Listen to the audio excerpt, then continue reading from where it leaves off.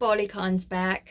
Hello everybody, welcome back to my channel. My name is Cherry Cheeks from Cheeky Burlesque, and today we are talking once again about BurlyCon. BurlyCon is a burlesque convention held in Seattle every year in November. It is a 4-day conference for burlesque workshops, panels, meet and greets, minglers, casual connections, and it is one of my favorite events that happens each year in burlesque. I have a BurlyCon playlist on YouTube that is full of videos about what to expect, what to pack, how to plan your classes, how to save money. Today I'm adding a new one with networking. For anyone who's going to BurlyCon for the first time, you may be feeling very overwhelmed. You might not know what to do about meeting people. Maybe you're going by yourself. You don't know anybody yet. Maybe you have social anxiety, imposter syndrome, you're an introvert, you're shy, or maybe you just don't know where to begin. In this video, I'm going to be talking about just that, how to make some connections and get into networking at BurlyCon. And one thing I love about BurlyCon is the fact that networking can look like so many different things to each person, and it goes beyond the professional business definition of networking, where you want to get your name out there, you want to make connections so you can help get yourself gigs in the future or get to know who's performing across the country or the globe. So that's where we tend to think of is the business aspect. But BurlyCon is so much more than that, because everyone goes to BurlyCon whether they've been brand new, just debuted, or they've been performing for 20 years. Everyone goes to take classes and learn from each other, and everybody has something to learn regardless of how long they've been performing for. And that's what I love about BurlyCon is the casual connections. You get to talk with people casually over food, in the hallways, before classes begin. It is really an atmosphere that I like to think really can suit anybody if you know how to find your people. And for myself, when I first debuted in burlesque for the first 2 years, I was incredibly shy and very awkward, even in my local scene. And I've talked about this a couple of times in videos, but I'm reiterating it here because what really helped push me personally into socializing and into kind of going through this wall that I was hitting my head against was the first year I attended BurlyCon and the Burlesque Hall of Fame, both of them by myself. And so I knew nobody, or I knew very limited people, and so it really forced me to get out of my comfort zone and be okay with talking to people. Going back to that idea of imposter syndrome or not feeling like enough or like you're brand new and a nobody, which is not true. One thing that really helped me my first year of BurlyCon realize that I'm okay was getting to watch panels, take classes, hear people talk about their stories and experiences, and really hearing this common theme between a lot of people, whether again they were debuting, they were brand new, whether they've been in the scene for a long time, whether they've headlined and traveled and people know their name. Imposter syndrome is not something that's unique to one type of experience, and it is something that can hit people at different points of their life, in different positions of their life. And for me, getting to hear other people's experiences and stories really normalized it for me, and it made me feel like, okay, anxiety is normal, being shy is normal, but we can still talk and we can still get to know each other and make connections regardless of that. And if these big headliners are also feeling that way, maybe I can also talk to them too. That is something I really want to reiterate is, again, you're not alone. Everyone is feeling or has felt what you might be feeling right now at some point in their life. And the next thing I want to say is also BurlyCon, because of how many people attend, you're going to see and meet people with a whole wide range of diverse experiences, backgrounds, cultural backgrounds, and identities. And one thing I really want to reiterate as you go into BurlyCon is the fact that everyone has different ways of communicating and experiencing the world, and also different ways of how they show excitement or how they react if they're tired. And so really I want to emphasize, don't take anything overly personal. If you're feeling overwhelmed at any point during BurlyCon, give yourself some grace. It is a marathon, not a sprint. It is something that we always encourage people to pace themselves with, even if they want to do everything all at once. Also extend that same grace to other people as well if they are feeling tired or if they communicate differently. And for example, one thing that we tend to think of professionally in the business world is very colonial ideas of professionalism and trustworthiness. Quite often we hear this idea of you have to have a firm handshake, you have to speak slow, loud, and confident, you have to make eye contact, otherwise you're hiding something or you're not confident. All of those examples are very colonial ideas. And again, everyone's going to have different cultural experiences or beliefs around how we communicate, including people who are neurodivergent, or even if people are not neurodivergent. People just communicate differently, and that's okay. And another thing related to that is BurlyCon, again, because there's so many people attending, everyone is going to be there in the middle of their own lives. So some people are going to be there very excited, refreshed, ready to take classes and workshops. There's also going to be a lot of people who might be grieving or going through really difficult times in their lives, and it can feel heavy to be with people sometimes when that happens. Maggie McMuffin has a really great blog post about BurlyCon or Burlesque Hall of Fame, about attending BurlyCon as a sad person. I highly recommend you read that if you are going through similar things. I'm gonna put the link to that blog down below for people to check out. Be yourself and don't feel like, again, you don't have to put on a mask, but also be okay with taking a break, or realize that if you're attending, if you see people who might be going through their own personal lives that are hard, that's also okay. And for me, I really love BurlyCon because I get to be with people who just understand life and who understand that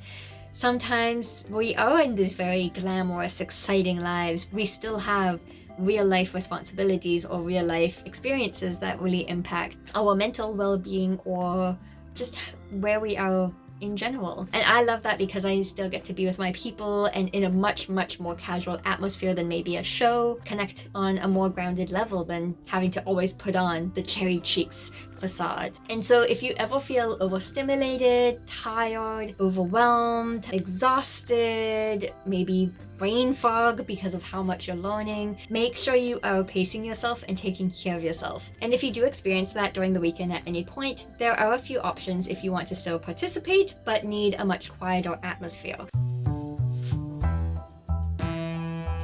BurlyCon also has a sensory calming area. This area has some atmosphere music playing in the background. There will be earplugs and some noise cancelling headphones available. They will have some books, but they've also really expanded the space this year. So they've included a lot of grounding tools such as blankets. They'll have essential oils and cotton balls that you can dab your oil in and smell it if you need smells to help ground yourself. They'll have fidget toys available, puzzles. So I really encourage people to check that remote if you specifically need tools to help ground yourself throughout the weekend. Again, if you still want to be around people. Hospitality is a great way if you want to still socialize, but not as much in classes or back to back with everybody. Hospitality is a really nice casual space that you can hang out for a little bit. They'll have food. Most years they tend to have things like sandwiches, juice boxes, granola bars, a lot of snacks for people to grab themselves something to go. It is free. There's always people who are hanging out in there. That is a really nice place to either just exist and eat food, or you can get casually connect with people, which is also great. My favorite thing about BurlyCon when I socialize is there's also just the hallways. The convention center that BurlyCon exists in every year is very big. There is the hotel, which is its own building, and then you go outside, just outside of the hotel is the convention center. Again, in my videos talking about what to expect for BurlyCon, I do specifically talk about how to navigate the entire space. If you want to just kind of hang out, let people come to you maybe, or maybe you just want to wander up to people who are also chilling out. Joy Ryder recently used this language around me at Beehoff. This is very much what I do. It's called driftwooding. And so basically what I tend to do a lot of the time, if I'm feeling pretty tired or I still want to socialize but I'm not really high energy, or just chill out in a hallway in the convention center, or chill out in the lobby, or in some general public area. People will just casually walk by and maybe they'll say hi, maybe they'll want to come sit and join me and have a little bit of a talk, get to know each other. That is my favorite way to socialize personally, because I find it very easy, very chill atmosphere. These smaller connections, even though they seem small, they make a huge impact for me personally, because then I get to really casually talk to people and get to not feel so much pressure to socialize with them, but really I get to just say, tell me about yourself. How's your weekend going? Don't ever underestimate those small connections and feel like you have to fully do the business networking, because those smaller, more intimate connections can sometimes be the biggest impacts. Similarly, there is also an outdoor hot tub which runs throughout the entire day until about 10 o'clock at night, I think, or 9 o'clock. Chill vibes. Again, you can just exist there, or you can socialize with other people. Or you can also just leave the convention center, so you don't have to stay at BurlyCon the entire time. Lots of people, myself included, might go on a walk. I will say the convention center and the hotel are in the middle of a highway by the airport, so the closest restaurants and buildings I think are about a 15-20 minute walk, depending on how fast you walk. But if you want to go out for a walk, go grab a bite to eat somewhere, that's always a nice option too. You can always grab people to go with you. I like to ask people if they want to go for lunch together one day or dinner together, and that's a really nice way to socialize as well. And last, if you're just tired, if you really just need to be by yourself, totally understandable. You can always go to your room as well. If you do have roommates, it's really good to have a conversation at the very first day to say what are kind of the expectations of the room. Is it going to be a party room, or is it going to be a quiet space where your roommates and you can go and hang out and decompress when you need to? Room is always like my good final quiet space if I absolutely need me time. Now I can actually dive into the networking part. BurlyCon has a lot of great ways to network. I've already mentioned a few of them in different capacities. There is the Thursday night mingler or meet and greet. Have a drink, have a mocktail, have whatever you want, wander around. I personally, during those events, tend to wander quite a bit, say hi to some people, and then I'll bounce between different groups, depending on how comfortable or social I feel. Sometimes I'll just stick with my friends or one group of people that might be new to me, and I'll just stay with them so I can get to know who they are, remember their names, and go from there. They also have caucuses, which are small groups focused on very specific lived experiences for performers. It's kind of like a support group, but kind of like just getting to hang out as well. Some examples they have are the BIPOC caucus. They have one for people with disabilities. They have one for fat performers, parents in burlesque. Very, very, very cool. Those are my favorite spaces. I love the caucuses because of how you get to connect. There's always a moderator or a facilitator. They have evening events as well, which happen in the evenings of each night. So if you hang out, go to an after party, go to peer reviews. If you want to just socialize with people who sit beside you, that's a really easy way to start to talk to people. And for some typical guidelines for networking, these are some good things to keep in mind when you want to socialize and talk to people. So first of all, consent. We all know consent in burlesque. It is the foundation of what we perform on. Consent goes for many, many, many different things. So make sure you're getting consent before you take photos with somebody, before you hug somebody. Even if you want to sit down and talk to somebody, I like to walk up to people and just say, hey, how's it going? Is it okay if I join you? Or do you mind if I come chat with you? Or do you want some time to yourself? And I also really emphasize it if you especially want to talk to people who might be using wheelchairs or mobility aids. Don't touch any mobility aids or wheelchairs without a person's consent. It is an extension of themselves. If you do feel shy, if you do feel overwhelmed, if you do feel social anxiety or any really big feelings around talking to other people, especially by yourself, it's totally okay to do it with somebody else. If you're attending BurlyCon with your friends, maybe roommates who you know or might be new to you even, I like to ask people if we can go to an after party together or if we can go socialize together. That way I don't feel like I have to do it by myself. Sometimes it's me and friends who meeting somebody who I've never met before, who I really admire, and I have kind of my own support person, or we can be each other's support person. Don't forget about your support networks that you do have at BurlyCon, even if they're people who you met one day. I like to return to the same people over the weekend so that I can remember their names, create stronger connections, so that I have a better chance of remembering their names at the very end when I go home, or if I see them next year, especially when we meet so many people at BurlyCon. And this also goes with you at BurlyCon. If you're meeting people, if you're attending BurlyCon and you already know people, and maybe you have a friend who's shy or someone who hasn't met people yet, I like to make sure I'm checking in with my roommates or my friends who I do know and ask, do you want me to introduce you to somebody? Do you want to meet somebody with me? If I'm feeling overwhelmed at times, chances are somebody else I know is also feeling overwhelmed. So it's good to, again, check in with each other and make sure that we are looking out for each other. BurlyCon is a very great space, but it is also a lot for a lot of people. So making sure that when we want to make community connections, we're also making sure we're caring for those around us in our circle equally. And at BurlyCon, performers and you and me, we meet a lot of people, like a lot. A lot. When you meet as many people as you tend to do at BurlyCon or Burlesque Hall of Fame or festivals, even if you travel, you just meet a lot of people in burlesque. It can be very hard for a lot of people to remember names. When you add meeting people to taking classes and remembering the information you're learning and all the exercise you might be getting from dance classes and all the running around you might be doing for getting your own groceries and everything else, it can be a whirlwind and a lot to remember. So I always recommend people first always introduce yourself to people you're talking to, even if you've met them before. People look very different from their stage photos to them in real life with makeup to them out of makeup. If you have met before, it's often a good idea to remind somebody like, oh yeah, we met at Burlesque Hall of Fame, we went to the museum together, we had a great time, we talked about dogs. That can help jog the other person's memory to like really remember you. If you have a name necklace of anything that has your name on it, those are really great. You'll see people all weekend wearing them. So if you do forget people's names or are not good with names very often, if you see people with name necklaces, that's a really great thing to help people remember each other. I know for myself, I feel this a lot of the time. It can be a lot to like actually go and say hi to somebody. I really encourage just go for it, just do it. BurlyCon, again, because everyone is there to be new or to learn from each other,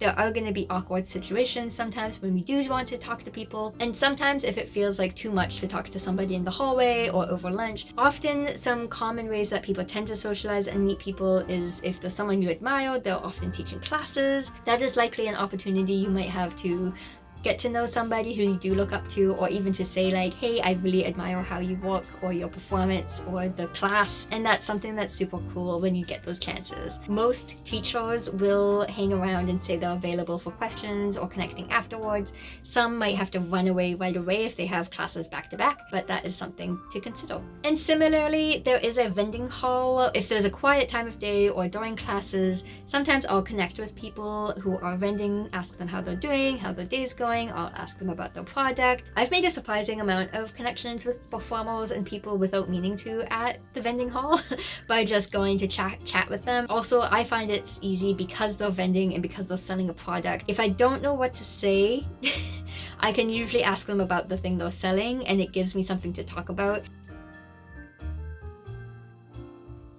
And speaking of which, if you don't know what to say, period, and need some conversation starters, here are some possible options that might work for you depending on the situation. If you want, I encourage you to use some of them if they resonate. How's your BurlyCon weekend going? So have you been to BurlyCon before? How long have you been performing? What's burlesque like in your city or town? Oh, I love your necklace. Where did you get that? Tell me about yourself. You can share about yourself. And if you are a fan of somebody, if you're meeting a headliner or someone you watch and admire on social media, don't be afraid to tell them that. I know a lot of people who do appreciate hearing that people appreciate their work and their art and performance. And I think as long as you do listen to if someone says they do have to run or like go to another class or do something and you respect that time, that is totally okay. And one thing I love about BurlyCon is because of the theme, and because it's other burlesque performers, if you're ever feeling overwhelmed or lost or unsure with what to say or how to have conversations, we all do burlesque in some way. Whether we're a performer, a producer, a photographer, there's audience members who've attended BurlyCon before, and often the route for conversations can just be, let's talk about burlesque. Why do you love burlesque? What got you into burlesque? Oh my gosh, I love nerdlesque. So there's a lot of different avenues in burlesque that conversations can go, and I think that is so great.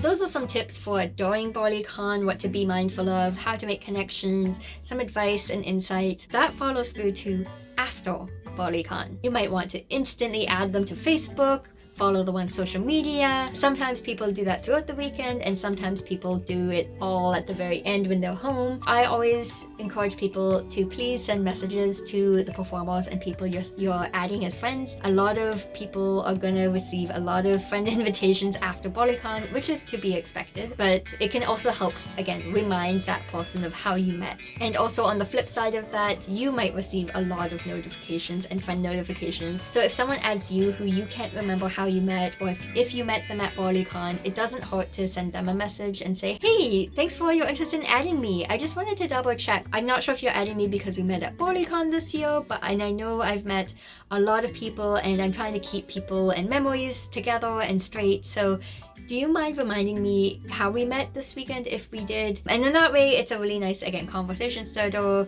It's a great way for you to remember how you met that person. In burlesque, there tends to be a lot of what we call collectors who are not burlesque performers, producers, industry professionals. They're just random people who do add a lot of burlesque performers. Often they're people we do not want to be friends with if we've never met them personally. That is why I really encourage people to send messages to each other, because yeah, we're trying to keep each other safe just as much as ourselves safe.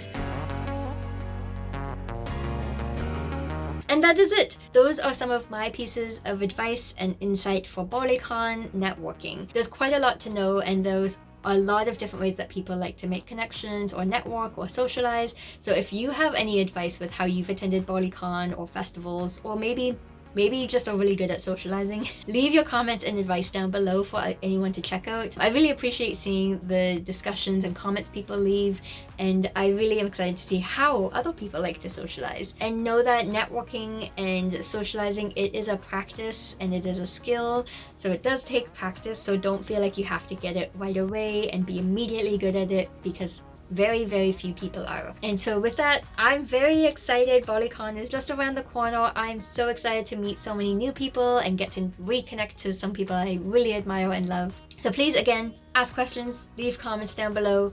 Otherwise, I will see you next time. Bye!